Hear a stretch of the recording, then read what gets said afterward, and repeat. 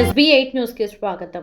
వికారాబాద్ జిల్లా తాండూరు పట్టణంలో CPI party జిల్లా కార్యదర్శి విజయలక్ష్మి పండిట్ చలో ఖమ్మం పోస్టర్ను అంబేద్కర్ చౌక్లో ఆవిష్కరించారు. సిపిఐ పార్టీ 100 సంవత్సరాలు పూర్తి చేసుకున్న సందర్భంగా ఖమ్మంలో నిర్వహిస్తున్న శతాబ్ది ఉత్సవాలను జయప్రదం చేయాలని కోరుతూ ఆమె నేడు విడుదల చేసిన పోస్టర్ను పట్టణంలోని అంబేద్కర్ చౌక్ వద్ద సిపిఐ ఏఐటియుసి నాయకులతో కలిసి విజయలక్ష్మి పండిట్ పోస్టర్ను విడుదల చేశారు. 5 లక్షల మందితో ఖమ్మం జిల్లాలో నిర్వహిస్తున్న ఈ మహాసభలను ప్రజలు విజయవంతం చేయాలని ఆమె కోరారు. ప్రజా సమస్యల కోసం నిరంతరంగా పోరాటం చేసిన ఘనత ఒక్క సిపిఐ పార్టీకే దక్కిందని ఆమె కొనియాడారు. ఈ కార్యక్రమంలో జిల్లా సహాయ కార్యదర్శి పీర్ మహమ్మద్, రవీందర్, వెంకటేష్, అనంతయ్య, అబ్దుల్లా, మునీర్ అహ్మద్, సురేష్ కుమార్, బాబు, సుదర్శన్, పుష్ప, ఖాదర్, రాకేష్, జయప్ప, ఏసయ్య తదితరులు పాల్గొన్నారు.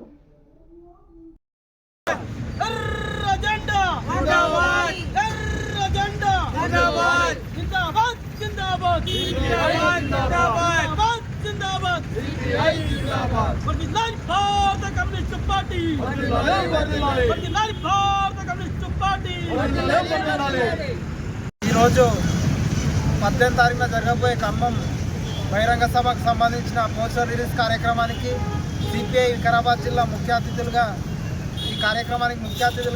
వికారాబాద్ జిల్లా కార్యదర్శి విజయలక్ష్మి పండిట్ గారికి మరియు అందరికీ ధన్యవాదాలు. ఈ సందర్భంగా జిల్లా కార్యదర్శి గారు 2 నిమిషాలు మాట్లాడతారు.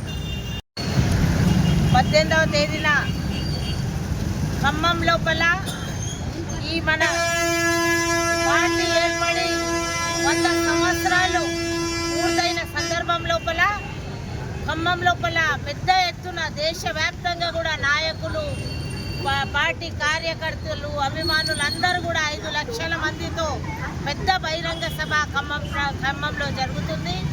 ఆ సభను మన జిల్లా నుండి కూడా ఎక్కువ సంఖ్యలో ఆ సభకు ఇచ్చేసి జయప్రదం చేయాలని చెప్పేసి ఈ ప్రాంత ప్రజలను అందరినీ కూడా కోరుతున్నా. అదేవిధంగా ఆ సభ సందర్భంగా మాకు అన్ని విధాలుగా కూడా ఈ ప్రాంతం నుండి సహాయ సహకారాలు అందించాలని చెప్పేసి ఇక్కడ ఉన్న ప్రజలందరికీ కూడా విజ్ఞప్తి చేస్తున్నాం. ఎందుకంటే కమ్యూనిస్టు పార్టీలు ఉంటేనే ప్రజల సమస్యల మీద వాళ్ళ నిజాయితీగా ఏమాత్రం స్వార్థం లేకుండా ఏదైనా సమస్య వచ్చినప్పుడు వాళ్ళ కోసం నిలబడేది సిపిఐ.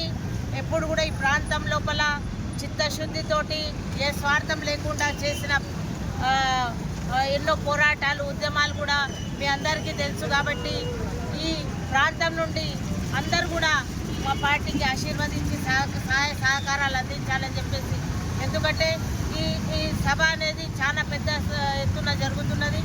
5 లక్షల మందితో జరుగుతున్న సభ, అది కూడా తెలంగాణ ప్రాంతంలోనే. కాబట్టి అందరూ కూడా ఇక్కడ నుండి సహాయం అందించాలని చెప్పేసి కోరుతున్నాం. ఈరోజు దేశంలో ఉన్న పరిస్థితుల దృష్ట్యా ఈ దేశాన్ని, ప్రజాస్వామ్య దేశాన్ని కాపాడుకోవాలంటే, లేకపోతే ప్రజల సమస్యలు, రోజువారీ సమస్యలు తీరాలంటే ఈ పార్టీ, దీని ప్రజా సంఘాలు నిరంతరం పనిచేస్తున్నాయి.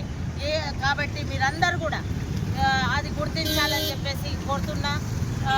మా యువకులైనా కూడా, విద్యార్థులైనా, రైతులైనా, లేకపోతే మహిళలైనా, ఎవరికి సమస్యలు ఉన్నా కూడా ఈ ప్రాంతం లోపల ఖచ్చితంగా మా దృష్టికి వచ్చిన ప్రతి సమస్య మీద కూడా నిలదీస్తున్నాం, ప్రభుత్వాన్ని అడుగుతున్నాం, విజ్ఞప్తులు చేస్తున్నాం, లేకపోతే ధర్నాలు చేస్తున్నాం. ఇక్కడ రోడ్ల సమస్య మన దగ్గర నుండి ఇంత ఫండ్ ప్రభుత్వానికి పోయినప్పటికీ కూడా, ఇంత రెవెన్యూ పోయినప్పటికీ కూడా ఈ ప్రాంతము వెనుకబడి ఉన్నది. మొన్న అసెంబ్లీలో కూడా, అంతకుముందు అసెంబ్లీ లోపల మన మురుగు నీళ్లు వాగులో కలుస్తున్నదంటే మా పార్టీ ఎమ్మెల్యే గారు స్పీకర్ గారి దృష్టికి, సభ దృష్టికి తీసుకొని రావడం జరిగింది. మంచినీళ్ళు కలుషితంగా మారిపోయి ప్రజలకు ఇబ్బంది అవుతుందని చెప్పేసి, ఆ విషయం అయితేనేమి, తాండూరు లోపల చూసుకుంటే ఎన్నో సమస్యలు ఉన్నాయి. ఈరోజు మొన్న ఎంతమంది బస్సు దీంట్లో చనిపోతే అప్పుడు రోడ్ల సమస్య గుర్తొచ్చింది ప్రభుత్వానికి.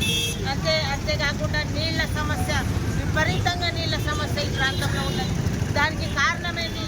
ఇసుక ఇష్టం వచ్చినట్లు తరలిస్తున్నారు.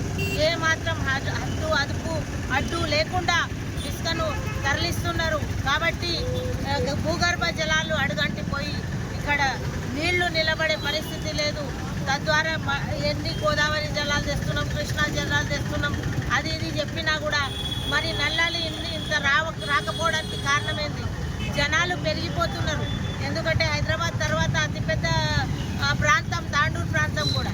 ఇక్కడ జనాలు ఇక్కడ చాలా ఫ్యాక్టరీలు ఉన్నాయి, పని చేసే వాళ్ళు ఎక్కువ మంది సంఘటిత అసంఘటిత కార్మికులు ఉన్నారు.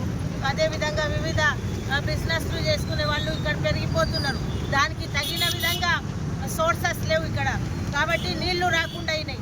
ఈ నీళ్లు ఇన్ని రోజులు రాకపోతే ఎవరు అడిగే నాతుడు లేదు. ఇటువంటివన్నీ కూడా కార్యాచరణ మేము రూపొందించి ప్రతి సమస్య మీద కూడా ఖచ్చితంగా ధర్నాలు చేపడతాము, ఉద్యమ కార్యాచరణ తీసుకొని ఉద్యమాలను చేపడతామని చెప్పేసి ఈ సందర్భంగా ప్రజలందరికీ కూడా మేము తెలియజేస్తున్నాం. అంతేకాకుండా ఇప్పుడు ఈ రోడ్లది కూడా మొన్న రోడ్లది కూడా చూసినాం.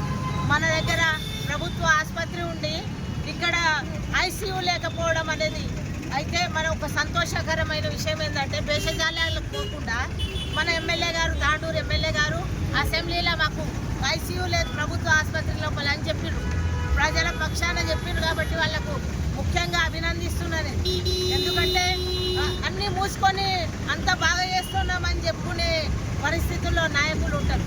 కానీ వాస్తవాలు మాట్లాడి మాకు ఐసీయూనే లేదు తాండూరులో అని చెప్పినట్టే మేము ఎట్లా పోరాటం చేసినాము, హాస్పిటల్ లోపల వసతులు కావాలని చెప్పి ఎన్నో పోరాటాలు చేసినాం ప్రభుత్వ ఆసుపత్రి కోసం. అటువంటి దాన్ని గుర్తించి వారు కూడా అసెంబ్లీలో చెప్పడం అనేది చాలా సంతోషం.